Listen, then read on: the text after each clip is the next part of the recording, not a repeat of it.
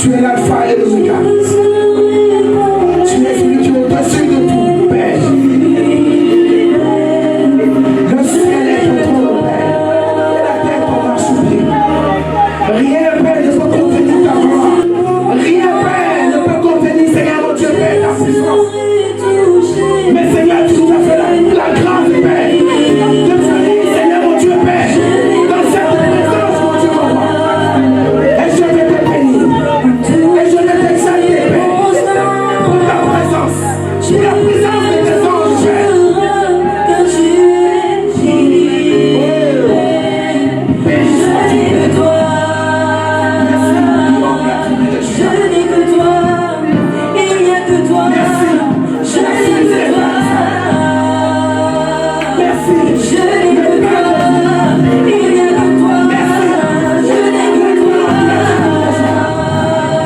Béni sois-tu, Père.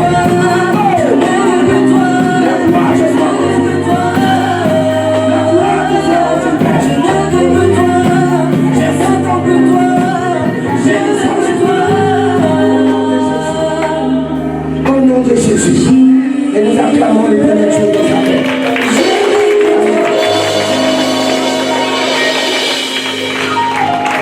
Amen.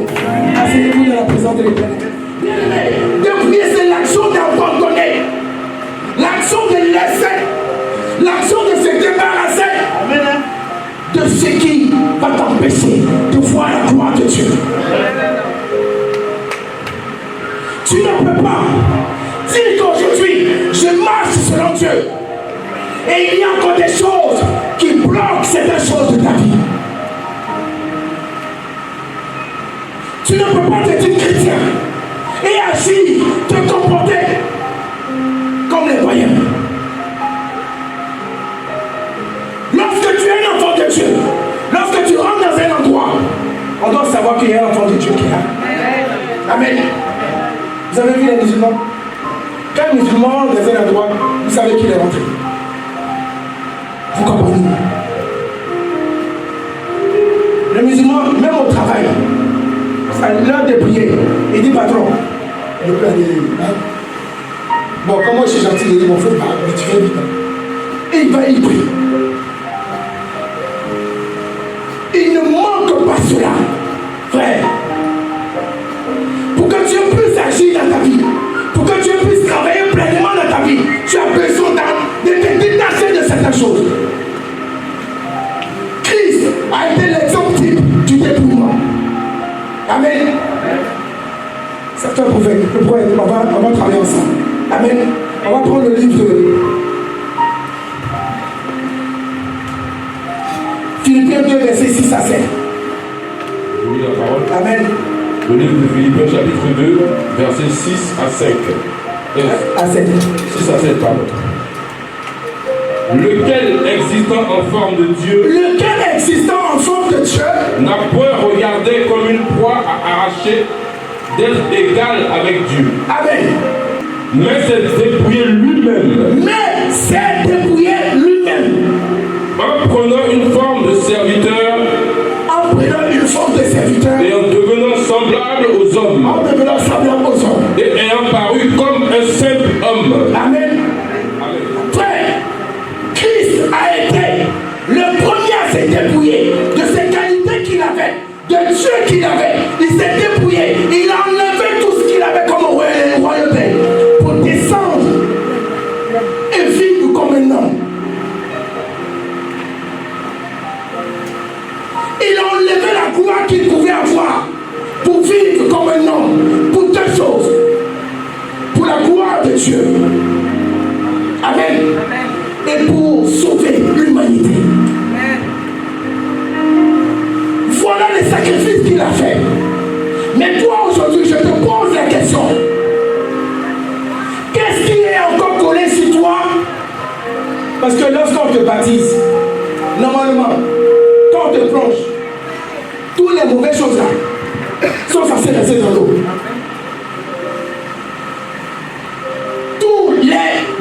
Tout ce qui ne peut pas, la vieille nature est censée rester dans l'eau. Et lorsque tu reçois une nouvelle créature.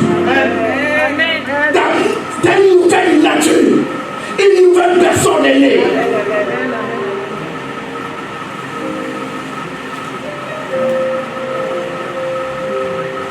Mais il y a d'autres, quand ils ressortent, il y a des choses qui sont encore collées. Amen. Tu dois te dépouiller. Amen. Le dépouillement permet à Dieu d'agir pleinement dans ta vie. Yes. Le dépouillement permet à Dieu de se glorifier dans ta vie. Amen. Le dépouillement donne l'autorisation au Saint-Esprit de te conduire pleinement. Amen. Amen. Amen. On va prendre un autre passage. Marc 10, verset 46 à 52.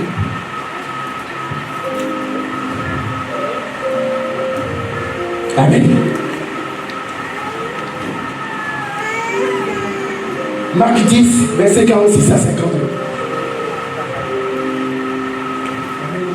Le livre de Marc, chapitre 10, verset 46 Amen. à 52. Amen. Ils arrivèrent à Jéricho. Amen. Et lorsque Jésus en sortit, avec ses disciples et une assez grande foule, le fils de Timée, Bartimée, mendiant, aveugle, était assis au bord du chemin. Il entendit que Jésus de Nazareth, et il se mit à crier, Fils de David, Amen. Jésus, aie pitié de moi. Amen. Jésus s'arrêta et dit, oui, appelez-le. Amen. Il appelait l'aveugle en lui disant, prends courage, lève-toi, il t'appelle. Amen. L'aveugle jeta son manteau. Répète. L'aveugle jeta son manteau. L'aveugle faisait quoi? Il faisait quoi? Il faisait quoi? Continue. Et se leva d'un bond, vint vers Jésus.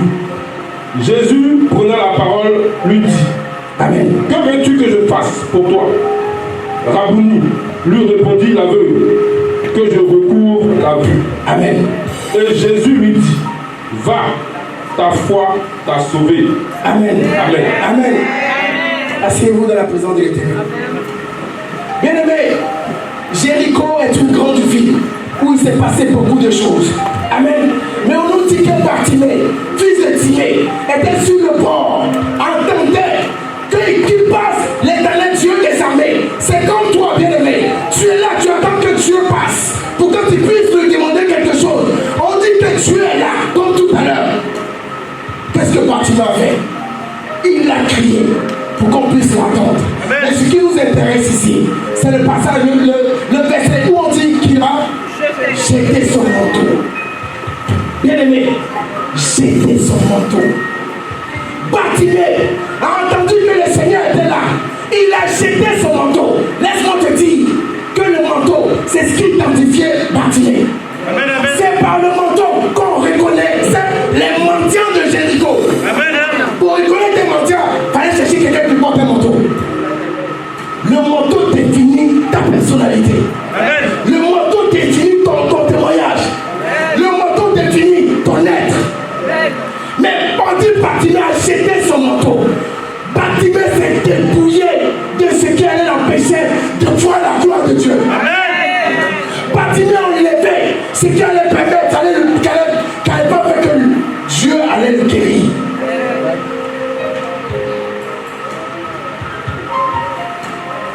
Le dépouillement pour voir la gloire de Dieu. On dit que à Jéricho, ils adoraient des déesses lumières. Amen. Ce que je veux que tu comprennes, c'est que pour que tu puisses voir la gloire de Dieu, tu as besoin de te dépouiller. Amen. Tu as besoin d'enlever ce qui ne glorifie pas le nom de Dieu. Amen. Tu as besoin de jeter ce qui ne peut pas t'empêcher à voir la gloire de Dieu. Amen. On n'a pas dit que Bartimée a plié le manteau et puis il a posé quelque part pour dire je vais voir le Seigneur, il va me guérir et puis je reviens pour dire il l'a jeté.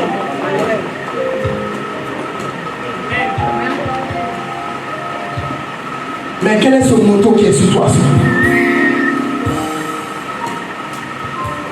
Qu'est-ce qui te colle à la peau? Qu'est-ce qui t'empêche de voir la gloire de Dieu? Frère, est-ce que c'est la colère? Est-ce que c'est le manteau de l'orgueil qui est sur toi?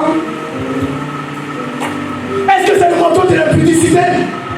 Alors frère, jette-le et tu verras la gloire de Dieu. La colère, le manteau de la colère, jette le manteau de la colère et tu verras la gloire de Dieu. Tu ne peux pas venir dans la présence de Dieu. Tu ne peux pas avoir l'intimité avec Dieu tant que cela encore est sur toi.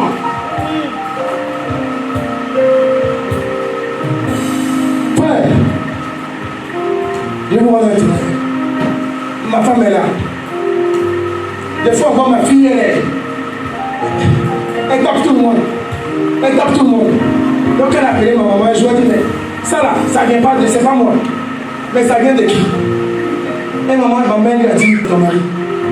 Frère, enfant, quand il n'y a pas là, c'est moi, on cherche pour venir. On vient me chercher.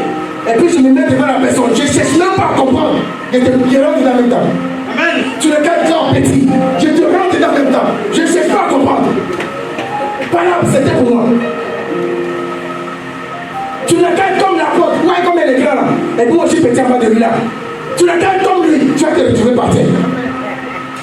Et puis c'est après moi, je demande mon explication. Amen. Mais quel? Ça a commencé comment? Et puis on dit, non, ton gars il avait comme. Mais tu as fait comment? Tu ne peux pas demander pardon toujours aussi maintenant les trucs. Frère, lorsque tu viens au Seigneur, le dépouillement.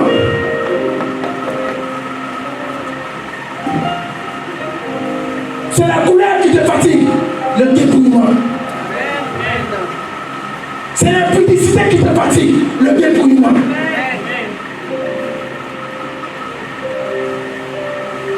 Le manteau définissait la personnalité de Bartimée. Le manteau définissait, montrait que par ce manteau, on dit que Bartimée était un mendiant. Il dit Seigneur, mendiant là, j'en veux plus, j'enlève, je jette.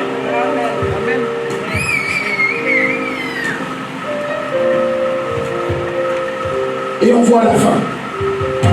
Dieu agit dans la vie de Bartimée. On n'a pas dit que Bartimée est retourné chercher le manteau. On dit qu'il a suivi Jésus.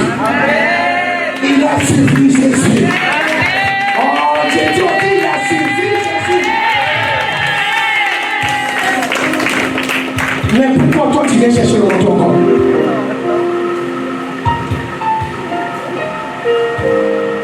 Pourquoi tu retournes chercher encore le manteau pour le reporter?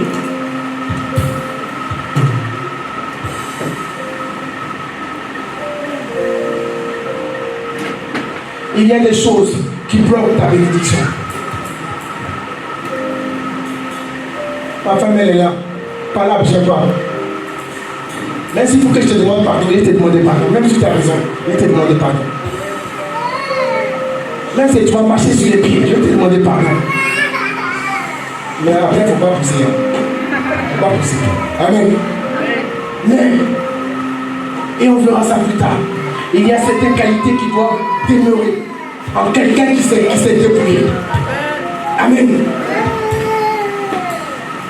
Qu'est-ce qui te bloque?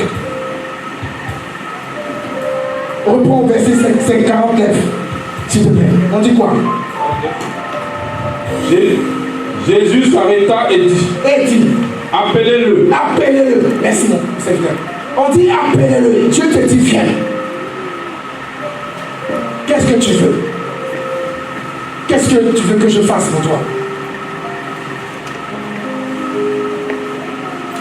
Tu vas enfanter? Tu veux enfanter? J'ai une bénédiction spéciale que tu veux? Tu veux voir la gloire de Dieu dans ta vie? Il dit agis comme Bartimée. Enlève ce manteau qui te colle à la peau. Ce manteau qui est un blocage à ta destinée, qui est un blocage à la vie que Dieu veut que tu mènes. Il y a d'autres qui sont tellement colorés. On dit quoi? Colérique ou colérique? Colérique. Merci. Qu'il y a des personnes où on ne peut pas s'approcher d'eux. Mais si toi, homme là, tu es colérique, quelle femme qui va s'approcher de toi? Parce qu'on sait que toi, là, quand tu t'énerves là, tu peux frapper. Quelle femme qui va vouloir vivre avec un homme qui va la voir tous les jours? Non. Mais toi, tu ne peux pas voir femme.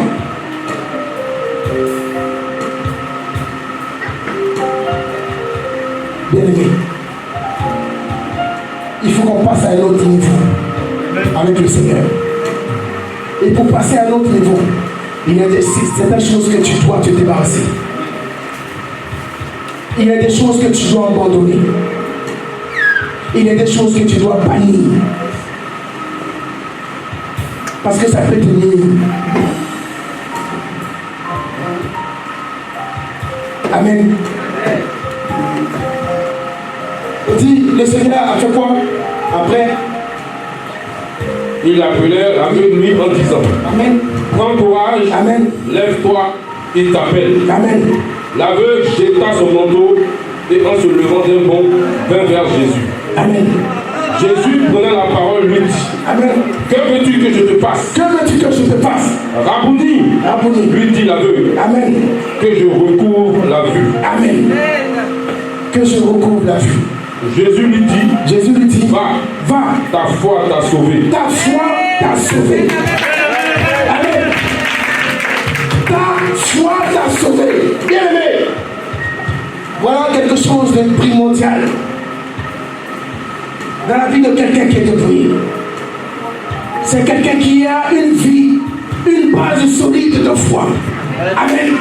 Il y a notre papa, comment il s'appelle? Le vieux Kaligrano qui avait dit une fois que une prière sans foi n'est pas une prière, comment est-ce que je peux dire ça? C'est pas une prière qui peut être bénie.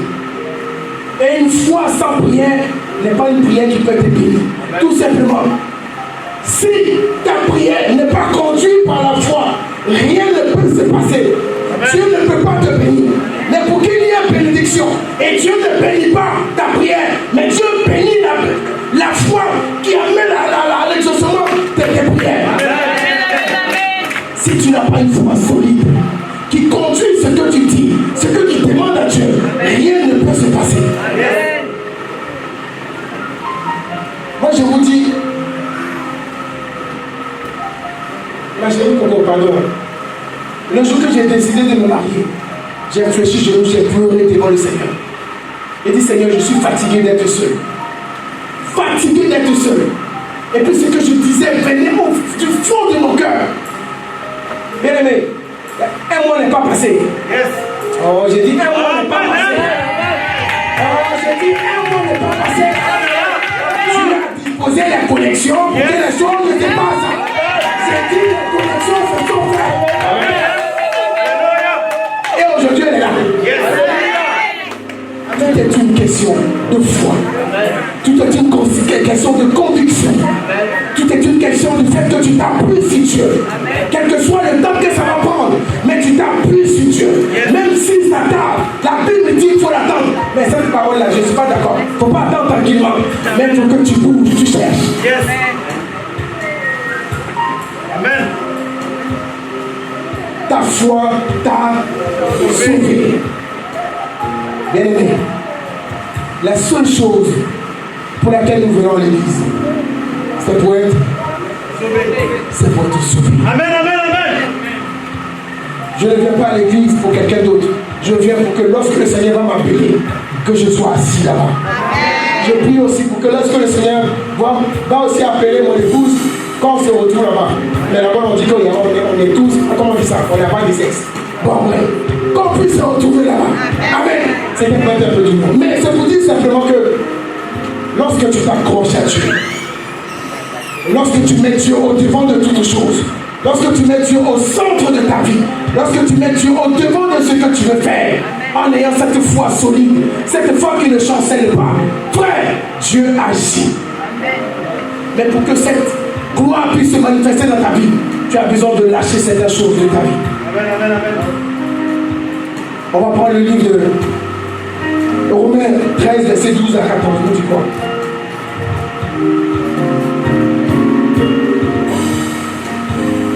Romains 13, verset 12 à 14. Tu as besoin de te dépouiller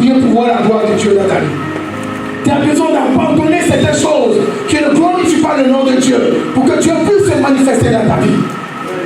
Il y a quelque chose qui bloque dans ta vie. Tu vois que tu n'évolues pas. Je prie ce matin que tous ceux qui se sont levés contre ta vie pour bloquer ta vie, je prie qu'ils soient détruits au nom de Jésus. Je prie que tous ceux qui ont parlé, qui ont dit des paroles sur ta vie pour arrêter certaines choses de ta vie, je prie que ces esprits-là soient détruits au nom de Jésus. Mais tu as besoin de laisser certaines choses. On y va, serviteur. On va se lever dans la présence de Dieu, s'il vous plaît. Je lis la parole. Amen. Le livre de Romains, chapitre 13, verset 12 et 14. La nuit est avancée, Amen. Le jour approche. Approche. Dépouillons-nous donc. Attention. On dit la nuit est avancée, le jour est proche. Frère, les temps en ce moment sont pas bons. On apprend des décès à gauche et à droite.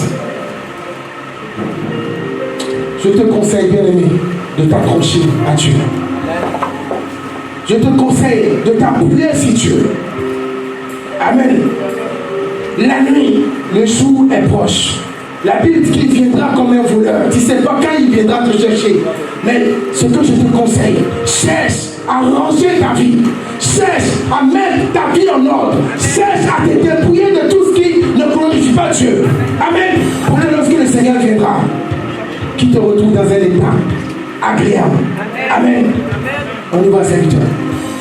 La nuit est avancée, Amen. Le jour approche. Amen. Dépouillons-nous donc Oui. des œuvres des ténèbres. Amen. Et revêtons les armes de la lumière. Amen. Que ça soit. Dépouillons-nous donc des œuvres des ténèbres. Bien aimé, les œuvres des ténèbres, vous savez ce que c'est. C'est tout ce qui est contraire à la parole de Dieu. Amen. Tout ce qui ne réjouit pas le cœur de Dieu. Que ce soit l'impudicité, l'impureté, l'idolâtrie et tout ce que vous pouvez imaginer. Tout cela sont les œuvres de l'ennemi. Donc si tu sais que tu es dans cette situation, si tu sais qu'il y a des choses qui sont un peu louches dans ta vie, sors de là, viens à la lumière. Amen. Amen. La lumière ici, lis le dernier passage du quoi? Dépouillons-nous donc des œuvres des ténèbres, oui, et revêtons les armes de la lumière. Revêtons-nous des armes de la lumière. Bien aimé, revêtir les armes de la lumière, c'est revêtir Christ. Amen. C'est revêtir le manteau céleste. Amen. Réaccepter le Seigneur. La Bible dit, ce n'est plus moi qui vis,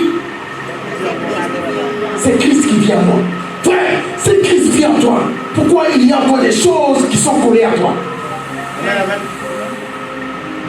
C'est que ce n'est pas Christ qui vit en toi. C'est que c'est l'ennemi qui continue de pouvoir t'orienter. Ce n'est plus moi qui vis, c'est Christ qui vit en moi. Donc aujourd'hui, je ne vis pas selon moi. Je ne vis pas selon ma chair. Je ne vis pas selon mes désirs. Mais je cherche à faire la volonté de Dieu. Qu'est-ce que Dieu veut? Voilà ma question. Quand il y a une situation devant, je dis, Seigneur, quelle est ta volonté? Qu'est-ce que tu veux que je fasse? Voilà mes deux questions. Et par la grâce de Dieu, Dieu me répond toujours. Va à droite. Ne bouge pas, attends un peu. Tu peux engager le projet. Non, attends une semaine. Va voir telle personne. Expose-lui. Non, on ne va pas voir telle personne. Parce que cette personne n'est pas allumée dans l'esprit. Amen. C'est ça le conseil que je peux vous donner. Si vous avez un projet ou un dossier à mener quelque part, prenez le dossier, mettez tout ce qu'il y a à mettre dedans et imposez la main au dossier et priez sur le dossier. Pour que lorsque le dossier va arriver, l'endroit où ça doit arriver, que ça ne tombe pas dans la main de quelqu'un qui a des idées tordues. Et même si ça tombe dans la main de quelqu'un qui a des idées tordues, le fait que tu aies prié sur le dossier, il y a une certaine puissance. Donc lorsque la personne va toucher ce dossier, il va vouloir se débarrasser et donner ça à la bonne personne. Pourquoi? Parce qu'il y a une puissance sur le dossier. Amen. Sur lequel tu as prié. Amen. Parce que vous ne savez pas, lorsqu'on dit, quand on prie, quand on dit Vous ne savez pas ce qui se passe dans le monde spirituel. Et donc, quand un enfant de Dieu prie sur quelque chose, il y a une certaine puissance sur le dossier qui amène à ce que le dossier puisse se réussir. Amen. Et il y a un témoignage d'une soeur qui était avant de l'autre côté et qui disait que lorsqu'elle volait la nuit pour aller attaquer des gens, elle voyait des personnes qui avaient des anges autour d'eux. Parce que ces personnes avaient une vie de prière. Et donc ces personnes, ils ne pouvaient pas les attaquer. Mais ceux qui n'avaient pas une vie de prière, ceux qui étaient dans l'impudicité, ceux qui buvaient, ceux qui faisaient tout ce qui était les œuvres de l'ennemi, ceux-là, c'était facile à les attaquer. Amen. Frère, aie une vie de prière. Cherche Dieu. Cherche Dieu. Monte encore un autre niveau. Si tu gênais 2 jours, gêne 3 jours. Si tu passais 1 heure encore dans la présence de Dieu, monte encore un autre niveau. La nuit, le jour est proche.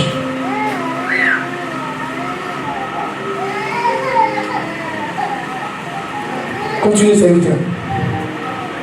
Verset 13. Oui. Marchons honnêtement comme en plein jour, Amen. loin des excès et de l'ivrognerie, Amen. de la luxure Amen. et de l'impudicité, Amen. des querelles Amen. et des jalousies. Amen. Continuez, verset 14. Verset 14. Mais revêtez-vous du Seigneur Jésus-Christ et n'ayez point soin de la chair pour en satisfaire les convoitises. Amen. Cherchons à faire la volonté de Dieu. Ne cherchons pas à plaire à notre chair. Nous toujours cherchons à faire la volonté de Dieu. Et Dieu nous donne un exemple type. On va prendre le livre de Romains 8, verset 26. De même aussi l'Esprit nous aide dans notre faiblesse. L'Esprit, merci serviteur. De même, l'Esprit nous aide. Asseyez-vous. Soyez bénis. De même, l'Esprit nous aide dans notre faiblesse. Frère, tu n'arrives pas à te débarrasser de ce qui te colle. Tu n'arrives pas à laisser ton vieil homme. Tu n'arrives pas à laisser le manteau. La seule personne qui peut t'aider à te débarrasser, c'est le Saint-Esprit. Amen. Bien aimé, il y a des choses que je pensais que je n'allais pas laisser. Mais c'est par le Saint-Esprit qu'il y a certaines choses que j'ai laissées. Amen. Ma femme, avant, je pouvais regarder la télé. Les films là, Netflix là, je pouvais rester jusqu'à des heures. Mais quand j'ai décidé, j'ai dit Seigneur, je ne veux plus regarder la télé. Aujourd'hui, ce temps-là, je le prends dans ça. Et je le prends à méditer sa parole. Je le prends à jeûner. Je le prends à chercher la face de Dieu. De moi-même, je ne pouvais pas. Il y a quelque chose qui te pousse. Pourtant, tu es marié. À aller voir dehors.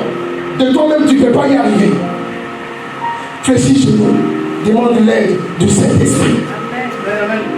Il est dans nos faiblesses. Il nous soutient. Il nous aide. Et il nous oriente.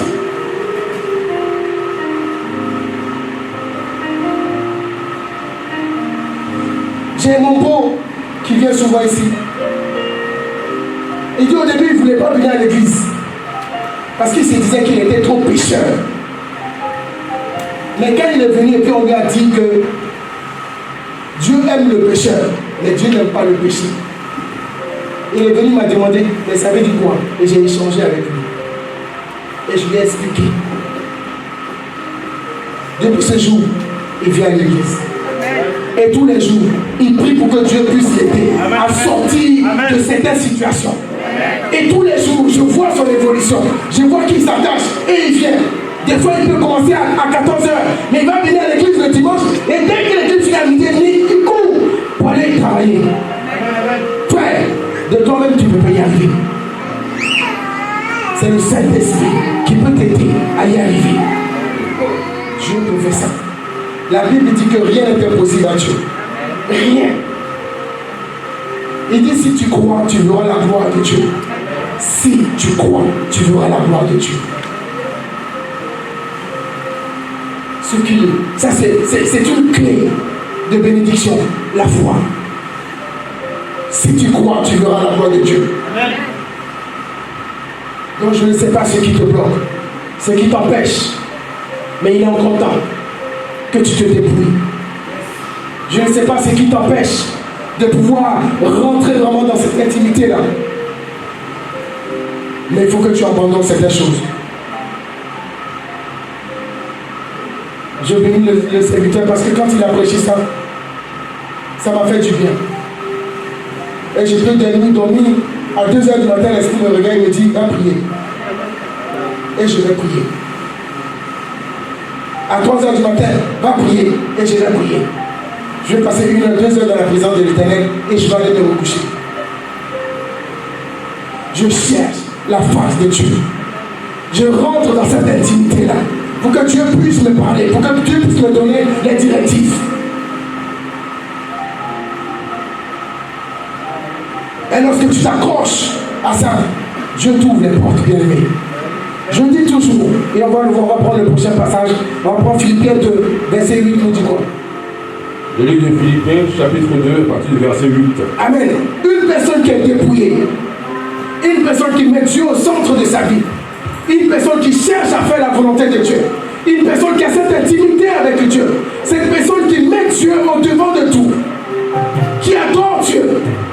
Voilà ce qui doit le caractériser. Vas-y, bien-aimé. Verset 8.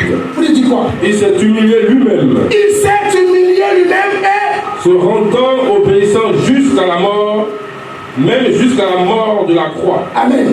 Asseyez-vous. Soyez bénis. Frère, Christ s'est humilié. Il n'a pas cherché à discuter. Il n'a pas cherché à parler. Dis non, Dieu, non. Où tu m'envoies là? Non, je ne vais pas y aller. Il va mourir là-bas. Non, non, non, je ne vais pas y aller. Il s'est humilié. Lorsque tu es dépouillé, avec l'aide du Saint-Esprit,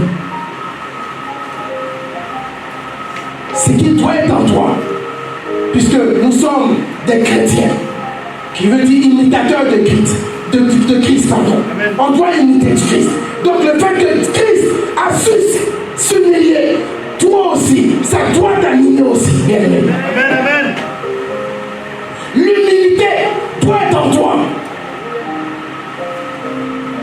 Il dit l'humilité précède la gloire.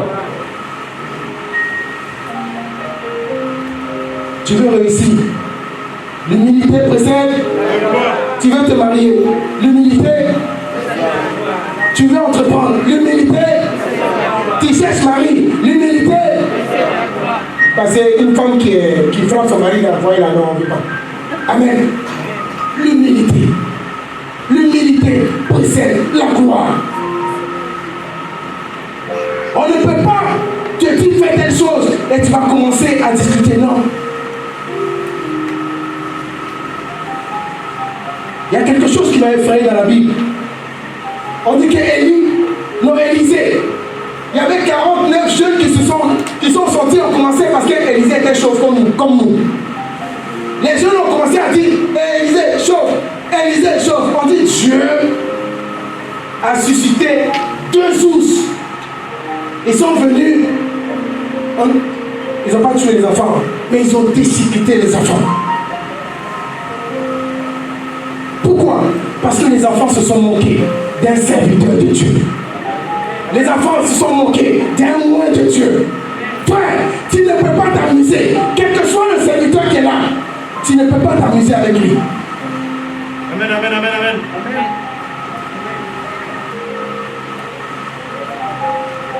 Mon père spirituel, quand il me disait quelque chose, il n'a pas fini et puis j'ai fait. Pourquoi? Parce que quelle que soit sa taille, les grands, petits, frère, je te conseille de ne jamais t'amuser à critiquer un homme de Dieu. Amen. Ou parler à mal d'un homme de Dieu. Quel que soit ce qu'il fait, prie, mets-le devant Dieu. Mais ne le critique pas, parce que ça peut agir dans ta vie. Ma femme est là, quand elle commence, oh, dans cette église, il y a des serviteurs, il dit, oh, mais tiens, pourquoi? Parce que je sais ce qu'il y a dedans. Amen.